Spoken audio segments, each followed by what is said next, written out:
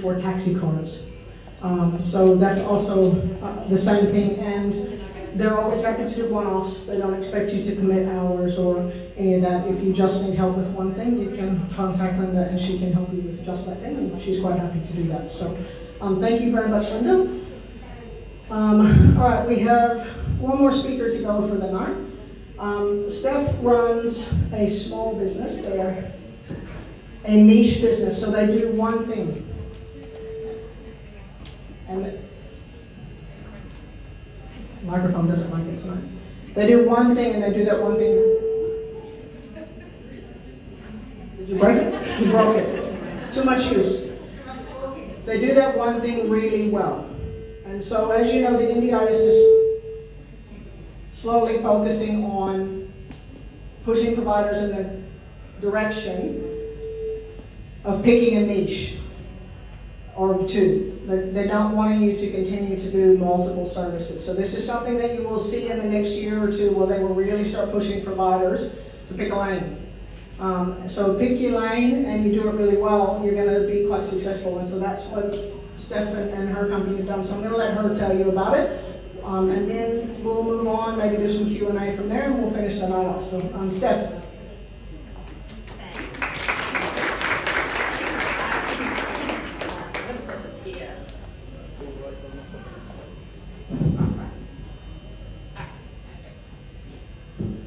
Hi everyone, I'm Steph. Bear with me, this is my first speaking assignment, so if I stutter, someone give me a smile or something. Got my speech here already. But look, I'm Steph. I'm the NDIS Participants Manager for Get Picked Up. So we are a transport company, and it's a privilege to speak with you all this evening about the journey of Get Picked Up and how our collaborations with other businesses have been pivotal in our outreach strategy and spreading the word about our specialised transport service for NDIS participants. I will add as well, though, that it's a privilege to work for a business that steps in to lighten the transportation load for those who need it the most. I'll start with the history of our business. So our founder, Daniel, started Get Picked Up almost 14 years ago. We started out as a high-end chauffeur transport service. So we were doing government officials, celebrities, sports stars, corporates, you name it. After a couple of years in that market, it was around the time that Uber launched in Australia. And Daniel was hearing horror story after horror story about people getting left out on the side of the curb, not being picked up, and just having a bad experience overall.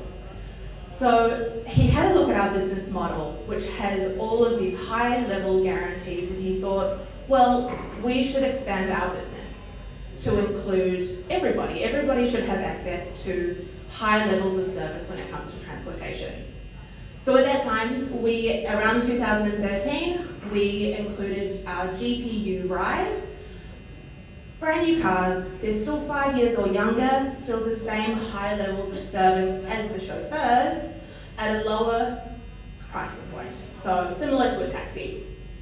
It was around that time that we teamed up with Flight Centre and Corporate Traveller, and we still have those partnerships to this day, but word was spreading. And we started teaming up with more and more large insurance companies. And these businesses wanted to use our service for their workers' compensation and CTP claimants. As you can all imagine, these are people who have just been injured, they're going to and from medical appointments, they're at a really vulnerable stage in their lives. They needed a reliable, clean, and safe form of transport to take them where they needed to go. After years of being in this space, it was all working really, really well. So we did that for about 8 years before having a look at what people valued in our service and who next it would be best for. And who's more in need of a reliable transport than NDIS participants. So we launched our NDIS service up in Sydney in 2022, and it has absolutely blown up. We had no idea that there really wasn't any other transport business that was purely focused on transport for NDIS participants. So our service is simple. We focus on transport and transport alone. We are organising pre-booked car trips, taking travellers from A to B on time, safely, and with a level of care that other transport businesses just don't have. We all work in the disability sector, and this sounds like a really easy concept, but it's just not. And it requires a huge amount of attention to detail and back-end organisation to make sure that everything runs smoothly. I truly believe that our service is the best car service that is dedicated to NDIS participants. And we do this, I can back this up with a few different things. We have an on-time guarantee for every single trip. We can set ongoing trips in our system, so it works really well for things like day programs, SLES, DES, regular medical appointments. We can set those ongoing, so carers, participants and support coordinators, they don't need to worry about calling up somebody every week and organising travel. We have our preferred driver system, which is extremely popular. So once a participant has travelled with us a few times, they can select their favourite drivers, and then they can have those drivers consistently from that point onwards, provided someone's not unwell. We invoice directly to plan managers for our service, and we work really closely with plan managers to ensure smooth, easy invoice processing. And the new thing, we can now accept MPTP taxi cards, which takes off 50% up to the value of $60 for the service, and the remaining amount can be charged back to credit card or to their plan manager. Now, as a business, we understand how important support workers are. They are essential to the daily lives of our participants. However, there are situations where hiring a support worker for 2 hours at over $130 just isn't needed for an easy trip in the car. And that's really where our service comes into play. Using Get Picked Up for these easy trips not only promotes independence for participants, but it actually saves funding so they can have access to more in-home care where needed instead of having someone sitting around waiting in the car. A great example of this is our participant, let's call her Kate. So Kate lives down in Geelong. Her mother was concerned about hiring a support worker to take Kate to and from the Gen U campus down in Geelong. She was worried that it was going to eat up all of the funding. So she was taking time off work every day, and she was taking Kate herself. But that had an impact on her paycheck. So Kate's support coordinator connected in with us at an event down in Geelong. We set up some ongoing rides every week, Monday and Wednesday to start with, and Kate really quickly developed a relationship with her preferred driver, Ali. Ali now transports Kate 4 times a week to different locations, and he knows her routine. He's become a person that Kate really looks forward to seeing every week, and has also allowed her mother to go back to work, earn her full wages, as well as saving funding for more in-home supports wherever needed.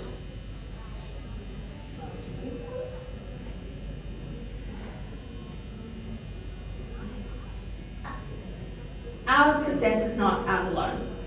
It is the result of a collaborative effort with a network of businesses and organisations that share our commitment of care for NDIS participants. I myself haven't been in the NDIS industry for very long, but what I can say from my time working with other businesses in this space is it feels as though most businesses are more open to collaboration with a joint goal of improving the lives of their participants. I can only speak from my business's point of view when it comes to collaboration, but these are our key partnerships. So the number one key partnership that we have is with support coordinators. They are the first point of contact for any participant that is needing specialised transport. By working closely with support coordinators, we can ensure that participants reach their destinations on time and safely, all of the things I've already mentioned. But these partnerships, they don't just help us reach those in need, but they also enhance the support and care that's provided by their support coordinators themselves. Another big one for us is community and support organisations. So these include things like non-for-profits, disability support groups, state programs, and senior centres. So we found that by aligning ourselves with these organisations, we've gained really valuable insights into the specific needs of our travellers. These partnerships have allowed us to tailor our services to cover specific pain points for these programs to get participants to and from their sites. Government programs play such a crucial role in our outreach strategy. So currently partnering with hospitals and pharmacies and local councils to place brochures and informational material in locations that are frequented by potentially vulnerable travellers.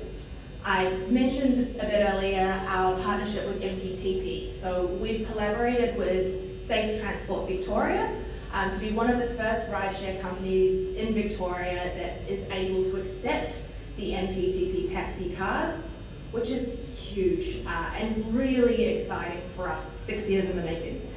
Really exciting for us. And it helps us to connect with seniors and people with additional needs who can really benefit from our service. Obviously, in this digital age, technology and media partnerships are essential. We collaborate with online platforms to ensure our message reaches as many people as possible. Through targeted online advertising and social media campaigns, we try to reach potential clients and their caregivers to tell them about the reliability of Get Picked Up. These partnerships that we have and look to have are not just about spreading the word, they are about building a network of trust. We've found that by collaborating with reputable organisations and businesses, we demonstrate our commitment to quality and care, and our hope is that this trust encourages more people to choose Get Picked Up for their transportation needs, knowing that they're going to be in safe hands. As a business, as we look towards the future, we're excited about the potential for even more meaningful collaborations. We believe that by working together, we can continue to enhance the lives of vulnerable individuals and make sure everybody has access to safe and reliable transportation. I want to extend my deepest gratitude to all of our current partners. Together, we're not just providing transport services, we're actually making a significant impact on the lives of those who need it most. I really am so passionate about this, so if anyone does have any questions or wants to have a chat or a yarn, come and find me and I'll be happy to have a chat. Thank you.